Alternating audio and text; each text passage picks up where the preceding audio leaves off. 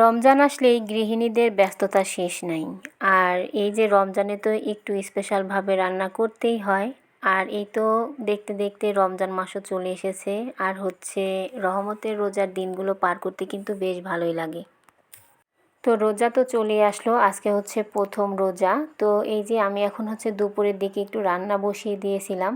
তো আগামীকালকে থেকে তো প্রথম রোজা হয়ে যাবে আর দুপুরে রান্না করতে হবে না। তো আমি আজকে একটু দুপুরের দিকে গরুর মাংস ভিজিয়ে রেখেছিলাম, তো সেটাই রান্না করে নিতেছি।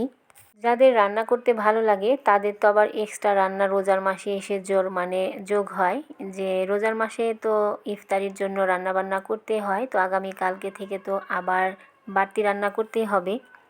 সেহরির জন্য যেহেতু রাতের বেলা রান্না করব, সেজন্য ভাবলাম আগে থেকে একটু মাংস রান্না করি। তো এখানে গরুর মাংস বসিয়ে দিয়েছিলাম আর এই তো মাংসটা রান্নাও করে নিতেছি।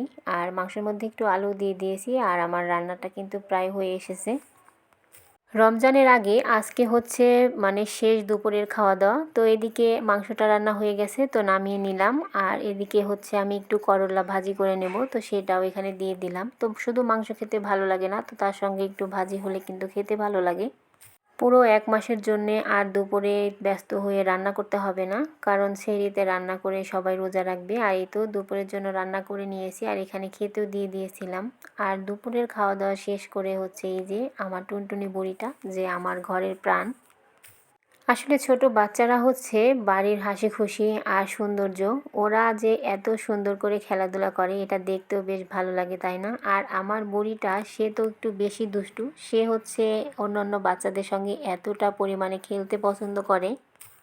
অনেকটা সময় সে খেলাধুলা করেছে। এরপর হচ্ছে আমি এখানে কিছু হিজাব নিয়েছিলাম, তো সেগুলোই বের করে নিলাম। আর এই তো এই হিজাবগুলো অনেক সুন্দর ছিল আর অনেক বড় সাইজেরও ছিল, তো সবগুলো বের করে কালারগুলো দেখছিলাম। রমজান মাসে বাড়তি কাজের সঙ্গে সঙ্গে ঘরেও কিন্তু বেশ কিছু কাজ থাকে। আসলে আমরা রোজা থাকার কারণে তেমনভাবে আর কাজ করা হয় না।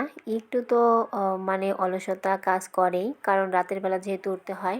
আর এদিকে আমি হচ্ছে কাবাব রেডি করব, তার জন্য এখানে আনাজ কলা সেদ্ধ দিয়ে দিয়েছিলাম।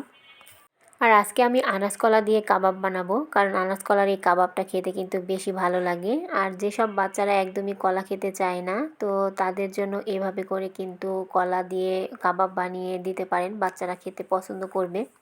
প্রথমে তো আমি আনাজ কলাটা সেদ্ধ করে নিয়ে তারপর হচ্ছে হাত দিয়ে একটু মেখে নিয়েছি। এরপর মসুরের ডাল বেটে নিয়েছিলাম, তার সঙ্গে কাঁচামরিচ, পেঁয়াজ, স্বাদ মতো লবণ, হলুদ আর হচ্ছে একটু মরিচের গুঁড়া দিয়ে দেবো, যাতে ঝালটা একটু বেশি লাগলে খেতে ভালো লাগবে।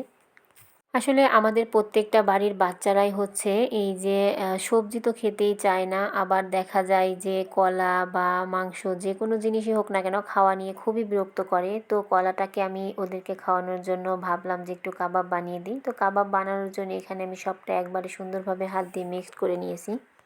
এগুলো আমি আগের দিন হচ্ছে করেছিলাম, দুপুরের দিকে, কারণ আগামীকালকে থেকে তো রোজা আর এটা হচ্ছে আমার প্রথম রোজার দিয়ে আগের দিন ভিডিওটা একটু আপলোড দিতে সময় লেগে গেছে। আগে থেকে এই কাবাবগুলো রেডি করে রাখলে আমার ইফতারিতে তেমন সময় লাগবে না, তাড়াহুড়া করে সব কিছু করে নিতে পারবো। আর একদমই কাবাবগুলো রেডি করে নিয়েছি, এগুলো এখন ফ্রিজে রেখে বরফ করে বক্সে তুলে রাখবো। আর এদিকে হচ্ছে বড় সাইজের একটা তরমুজ নিয়ে এসেছিলো, এবার বছরের প্রথম তরমুজ আনলো বাসায়। এই তো এখানে তরমুজটা কেটে নিচ্ছিলাম। আর এই তরমুজটা হচ্ছে বেশ ভালো ছিল, আর ভেতরটা তেমন লাল দেখাচ্ছিল না, কিন্তু খেতে কিন্তু ভীষণ ভালো ছিল আর একদমই মনে হচ্ছিল ফ্রেশ আর টাটকা। তো এখানে তরমুজটা কাটার পর আমার বাবু হচ্ছে একটু খেয়ে দেখছিল কেমন মিষ্টি কিনা। তারপর হচ্ছে এখানে আমি তরমুজগুলোকে একটু এই যে স্লাইস করে কেটে নিচ্ছিলাম, কারণ ওদেরকে একটু খেতে দিয়ে দেব। আর তরমুজ খেতে কিন্তু বাচ্চারা বেশিরভাগ পছন্দ করে। এখানে কেটে নিচ্ছিলাম আর আমার দুষ্টু বুড়িটা এখানে দাঁড়িয়েছিল। সে কিছু খেতে পারুক বা না পারুক, সে কিন্তু যা কিছু দেখবে সে হাতে নেবে বা মুখে নেবে, তবে খাবে কিনা সেটা সন্দেহ। আর এই তো এখানে সে খাওয়ার জন্য দাঁড়িয়েছিলাম, একটু মুখে দিয়ে দিলাম, সেই তো একবারই মুখে নিয়েছিল, তারপর আর খায়নি। অবশেষে এই যে আমি হচ্ছে এখন বাজে রাত ৩টার মতো, আমি হচ্ছে এখানে সেহরির জন্য রান্না করেছি। আর আজকে হচ্ছে সেহরির জন্য আমি এই রাতের বেলায় রান্না করলাম, ইলিশ মাছ রান্না করেছিলাম কাঁচকলা দিয়ে। আর হচ্ছে এই যে সবাই মিলে একসঙ্গে রোজা থাকতে কিন্তু বেশ ভালো লাগে। তারপর হচ্ছে এই তো সেই সময়টা ইফতারি রেডি করতে চলে আসলাম বিকেলের দিকে। আর এই তো এখানে আমি সব কিছু রেডি করে নিয়েছি, আর তরকারি রান্না করে নিয়েছি, তার সঙ্গে ছোলা ভুনা করে নিয়েছিলাম, আর হচ্ছে এখন ভাজা পোড়াগুলো করে নেব। সারাদিনের রোজার পর এই যে শান্তিটা কিন্তু ইফতারিতেই মেলে। আর হচ্ছে এখানে আমি বেলের শরবত করেছিলাম, তো সেটা একটু গ্লাসে ঢেলে নিলাম। আর সব থেকে বড় কথা হচ্ছে আলহামদুলিল্লাহ আজকে আমার ছোট্ট বাবাটা রোজা রেখেছিল। ও অনেক ছোট, কিন্তু তারপরও ওকে আমি নিষেধ করি নাই, যেহেতু নিজের ইচ্ছাই রোজাটা থেকেছিল। তো একটু একটু করে সব কিছু আমি গুছিয়ে নিলাম এখানে ইফতারের জন্য। তো আজকে যা কিছু বানিয়েছিলাম প্রথম রোজার ইফতার আমাদের, আর এতে এখানে তরমুজ, তারপর আমি কিছু ফল কেটে নিয়েছিলাম, আর ভাজা পোড়া বানিয়েছিলাম। আর সব থেকে বেশি ভালো লাগে তো ইফতারিতে শরবত খেতে। সব কিছু মিলিয়ে তো অনেক ভালো একটা দিন পার করলাম, কারণ রোজার দিন আসলে এমনিতেই কেমন যেন একটু ভালো লাগা কাজ করে। এই যে রান্না বান্না, তারপর হচ্ছে সন্ধ্যার দিকে ইফতারি বানানো, এগুলো কিন্তু বেশ ভালোই লাগে করতে।